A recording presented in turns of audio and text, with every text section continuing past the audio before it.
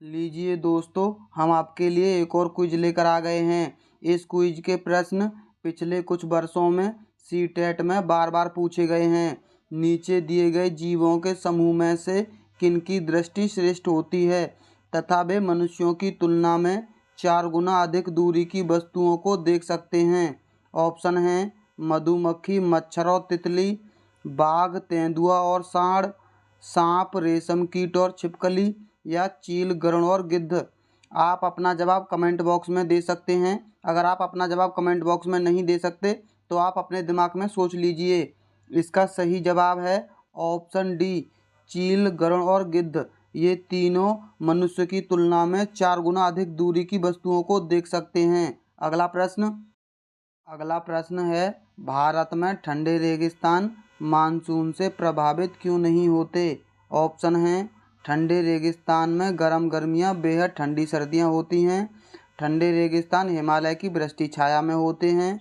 ठंडे रेगिस्तान में हवा बहुत पतली होती है। ठंडे रेगिस्तान बहुत ऊंचाई पर हैं। आपका जवाब क्या होगा? इसका सही जवाब है ऑप्शन दूसरा, ठंडे रेगिस्तान हिमालय की वृष्टि छाया में होते हैं। अगला प्रश्न है, जब कोई सपेरा अपने वाद्य यंत्र यानी बीन को बजाता है तो सांप उसकी ध्वनि पर अपने सिर को इधर उधर घुमाता है। आपके विचार से सांप वाद्य यंत्र के प्रति अनुक्रिया कैसे कर रहा है? ऑप्शन है उस वाद्य यंत्र की गति को देखकर, उस वाद्य यंत्र द्वारा उत्पन्न कंपनों के प्रति अनुक्रिया करके, उस वाद्य यंत्र को सूंघकर या उस वाद्य यंत्र की ध्वनि को सुनकर।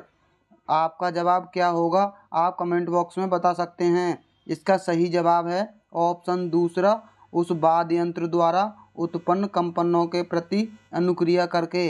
अगला प्रश्न है, 15 ग्राम ml घनत्व और 3 ml आयतन वाले किसी वस्तु का द्रव्यमान क्या होगा? ऑप्शन हैं 18 ग्राम, 45 ग्राम, 5 ग्राम या 12 ग्राम। आप इसको हल कर लीजिए। इसका सही जवाब क्या होगा आप बता दीजिए। इसका सही जवाब है ऑप्शन दूसरा, 45 ग्राम।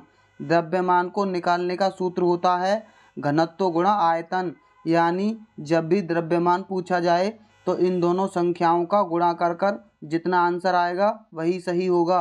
अगला प्रश्न है, पर्यावरण अध्ययन की अपनी कक्षा में समूह क्रियाकलाप का निर्माण करते हुए आप निम्नलिखित विचारों में से किसका ध्यान रखेंगे? पहला विचार है, बच्चों की रुचियों का ध्यान हो, लड़कों और लड़कियों को समान रूप से रुचिकर लगे, इसमें मूल्यवान सामग्री लगी हो, सभी धार्मिक और सांस्कृतिक पृष्ठभूमि के बच्चों को रुचिकर लगे। इनमें से कौन कौन से कथन सही हैं आप सोच लीजिए। इसका सही जवाब है ऑप्शन तीसरा, पहला, दूसरा और तीसरा सही है। हम इन तीनों बातों का ध्यान रखेंगे, लेकिन इसमें मूल्यवान सामग्री लगी हो हम इस बात का ध्यान नहीं रखेंगे। अगला प्रश्न, सुषमा चाहती है कि उसके छात्रों को पेड़ों के संरक्षण के लिए संवेदनशील बनाया जाए। निम्नलिखित में से कौन सी ऐसा करने की सबसे उपयुक्त रणनीति है? ऑप्शन हैं कक्षा में बहस का आयोजन करना, समूह चर्चा करना, पोस्टर बनाना या बच्चे को एक पौधों को अपनाने और पोषित करने में मदद करना। आपके हिसाब से इसका सही जवाब क्या होगा आप बता दीजिए। इसका सही जवाब है ऑप्शन चौथा, बच्चों को एक पौधों को अपनाने और पोषित करने में मदद करना। अगला प्रश्न है, ईवीएस शिक्षण अधिगम में कक्षा में प्राप्त अधिगमों को विद्यालय के बाहर के जीवन से जोड़ने और उसे समृद्ध करने का तात्पर्य है। ऑप्शन हैं पाठ्य पुस्तकों से बाहर जाना, वैश्विक पर्यावरणीय मुद्दों और चिंताओं को पाठ्य पुस्तकों से लिंक करना, पूर्ण विद्यालयी दृष्टिकोण या पाठचर्या से बाहर जाना। इसका जवाब क्या होगा आप कमेंट बॉक्स में ज़रूर बताना। इसका सही जवाब है ऑप्शन पहला, पाठ्य पुस्तकों से बाहर जाना। अगला प्रश्न है, एक शिक्षक प्रत्येक बच्चे को अपने घरों की रद्दी सामग्री से कुछ उपयोगी वस्तु बनाने को कहता है।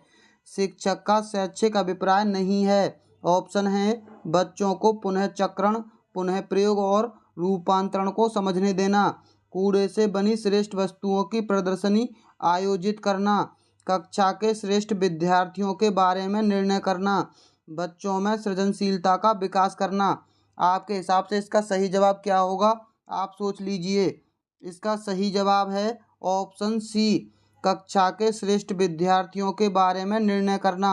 अगला प्रश्न है, समूह कार्य से पर्यावरण अध्ययन कर रहे बच्चों की सामाजिक व्यक्तिक विशेषताओं के आकलन के लिए निम्नलिखित में से कौन सा सर्वाधिक उपयुक्त होगा? ऑप्शन है निर्धारित मापनियाँ, कागज पेंसिल परीक्षण, दत्त कार्य या मौखिक प्रश्न। आपके हिसाब से इसका सही जवाब क्या होगा? आप सोच लीजिए। इसका सही जवाब है ऑप्शन ए, निर्धारण मापनियाँ। अगला प्रश्न का आखिरी प्रश्न है, नीचे पौधों के बारे में बच्चों के कुछ सहजानुभूत विचार दिए गए हैं, इनमें से कौन सा विचार वैज्ञानिक दृष्टि से ठीक है? दोस्तों, अगर आपने अभी तक हमारी वीडियो को लाइक नहीं किया है तो सबसे पहले आप हमारी वीडियो को लाइक कर लीजिए, और जो लोग हमारे चैनल पर नए हैं वो चैनल को सब्सक्राइब जरूर कर लें। ऑप्शन हैं, घास पौधे नहीं हैं, कुछ सब्जियां फल होती हैं, बीज किसी पौधे का हिस्सा नहीं होते, गाजर और बंद गोभी पौधे नहीं हैं। आपके हिसाब से इसका सही जवाब क्या होगा? आप हमें कमेंट बॉक्स में ज़रूर बताना। तो चलिए मिलते हैं अगली वीडियो में। वीडियो देखने के लिए बहुत बहुत धन्यवाद।